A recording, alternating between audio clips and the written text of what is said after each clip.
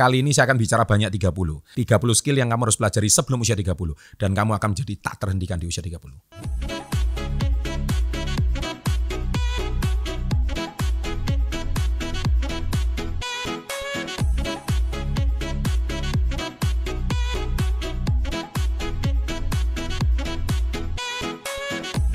Welcome to Success Before 30 Business and Financial Mentoring. Pasti banyak orang berpikir, dan celakanya 30 skill ini tidak Anda dapatkan di sekolah. Tidak Anda dapatkan di bangku kuliah. Terus Anda bilang, terus ngapain sekolah? Ngapain kuliah? Enggak juga. Sekolah itu penting, saya selalu bilang, tapi tidak cukup. Nah, tidak cukupnya di mana? Anda harus belajar 30 skill ini. 30 skill ini apa saja? Yang pertama, saya bagi menjadi 5 bagian, yang saya bagian menjadi skill utama. Nah, skill utama yang pertama yang harus Anda belajar adalah disiplin diri. Self-discipline. Inilah sangat-sangat penting ya, karena self-discipline itu, disiplin diri itu Anda tidak dapatkan kalau diperintah oleh guru, tidak. Anda harus bisa melakukan tanpa atau diperintah oleh guru. Anda bisa melakukannya sendiri. Namanya juga self-discipline. Namanya juga disiplin diri. Disiplin diri yang pertama itulah Anda harus belajar disiplin diri. Yang kedua adalah manajemen waktu. Anda harus mengelola waktumu sendiri. Bisa nggak Anda mengerjakan 5 pekerjaan sekaligus dalam satu hari yang berbeda, tetapi itu semua dari manajemen waktu. Yang ketiga konsisten, karena belajar konsisten ini adalah pelajaran yang tidak ada mata pelajarannya. Dan yang keenam adalah membangun fisik yang kuat dan mental yang kuat. Fisik dan mental yang kuat itu tidak cuma Anda dapatkan di bangku sekolah, tapi Anda juga bisa dapatkan di kehidupan sehari-hari. Yang kelima adalah fleksibilitas, kemampuan untuk adaptasi, dan yang keenam adalah rutinitas pagi hari. Jadi orang-orang sukses, mereka tuh yang membedakan adalah rutinitas paginya. Oke, itu skill utama yang nomor 1, yaitu disiplin diri. Skill utama yang kedua, yaitu Anda harus belajar effective learning. Efektif adalah pembelajaran yang efektif. Nah, selama ini mungkin apakah pelajaran Anda itu efektif atau tidak? Kita nggak tahu. Tapi pelajaran efektif ini, Anda bisa belajar nomor 1 adalah pelajaran efektif. Anda zaman sekarang di YouTube, Anda bisa belajar apapun dengan sangat cepat dan sangat efektif. Yang kedua adalah skill menulis. Skill menulis itu penting sekali karena menulis efektif. Karena gini, meskipun Anda nggak punya platform sosial media, Anda bisa tiba-tiba terkenal di Twitter, terkenal di TikTok, terkenal di Instagram gara-gara skill penulisan kalian. Nah, skill penulisan ini akan menjadikan kalian yang bukan siapa-siapa menjadi sangat terkenal. Yang ketiga adalah membaca buku. Skill membaca buku itu penting. Orang Indonesia paling malas baca buku, paling malas. Bahkan Indonesia pernah diteliti, literasi membacanya itu dari 62 negara, Indonesia peringkat 61. Kacau nggak?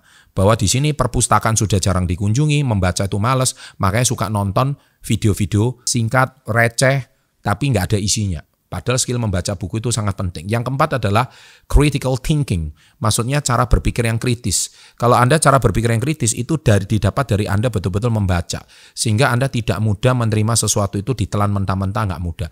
Yang kelima adalah decision making.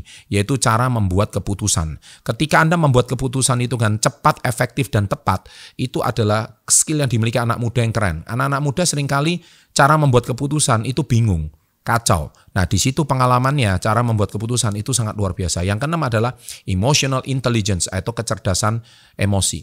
Jadi anak-anak muda itu seringkali nggak bisa mengelola emosinya dengan baik. Makanya mudah sekali tertipu dengan rayuan money game, mudah sekali tertipu dengan rayuan cepat kaya, dan akhirnya ketipu ujung-ujungnya bodong. Nah, itu kecerdasan emosi ini sangat lemah sekali. Oleh sebab itu anak-anak muda perlu belajar cara efektif yang belajar. Cara belajar yang efektif, maaf. Yang ketiga, yaitu skill utama komunikasi. Seorang anak muda harus belajar nomor 1 skill komunikasi. Yang kedua, skill negosiasi. Cara negosiasi yang penting, cara negosiasi yang bagus, itu akan menjadikan Anda menjadi orang yang sangat luar biasa. Kita tahu tidak ada orang-orang sukses yang tidak bisa bernegosiasi. Apapun itu perlu negosiasi. Anda nggak bisa membeli barang yang cuma fixed price. Anda nggak bisa beli barang di Gojek dan GoFood dengan cara negosiasi, dengan cara menawar, nggak bisa. Tapi kita harus belajar cara menawar dengan cara yang halus. Cara negosiasi itu penting. Dealing sebuah bisnis, ketika kita mau ada kolaborasi usaha, kita harus tahu cara belajar komunikasi. Yang ketiga adalah persuasi. Bagaimana cara persuasi meyakinkan orang lain. Bagaimana cara kita mengconvince orang lain membeli produk kita. Bagaimana kita mempresentasikan sesuatu, orang lain itu tidak bisa menolak apa yang kita sampaikan.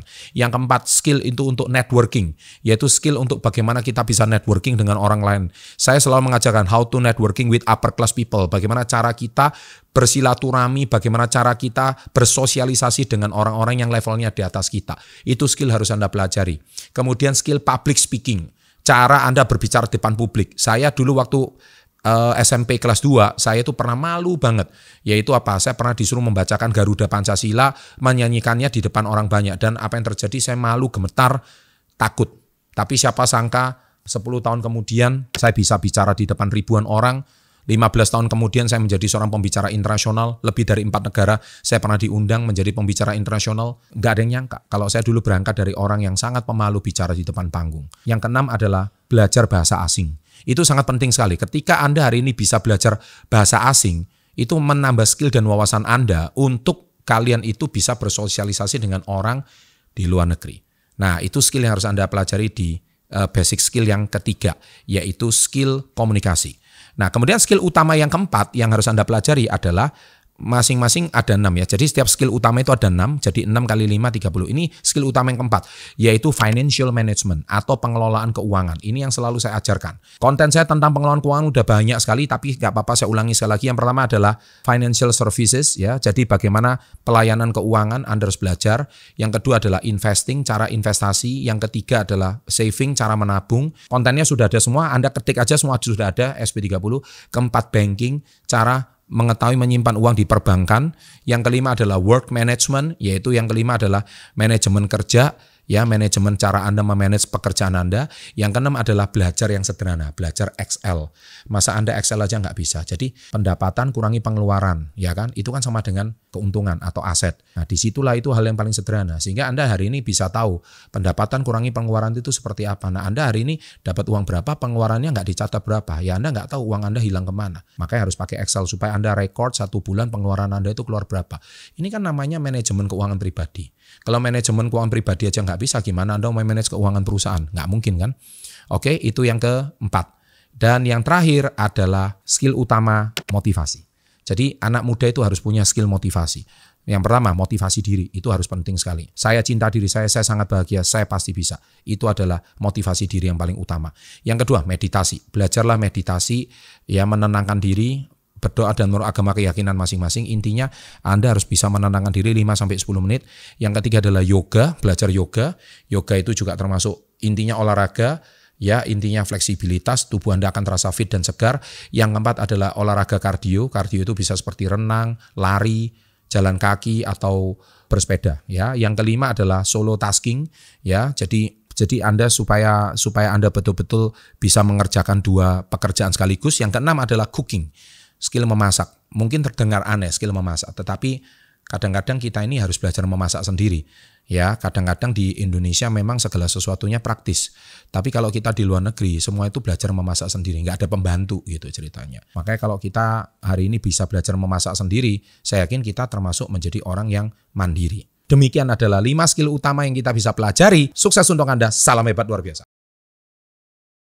Belajar yang sederhana, belajar Excel. Masa Anda Excel aja nggak bisa. Jadi pendapatan kurangi pengeluaran, ya kan? Itu kan sama dengan keuntungan atau aset. Sehingga Anda hari ini bisa tahu pendapatan kurangi pengeluaran itu seperti apa. Nah, Anda hari ini dapat uang berapa, pengeluarannya nggak dicatat berapa. Ya, Anda nggak tahu uang Anda hilang kemana. Ini kan namanya manajemen keuangan pribadi. Kalau manajemen keuangan pribadi aja nggak bisa, gimana Anda mau manage keuangan perusahaan? Nggak mungkin kan?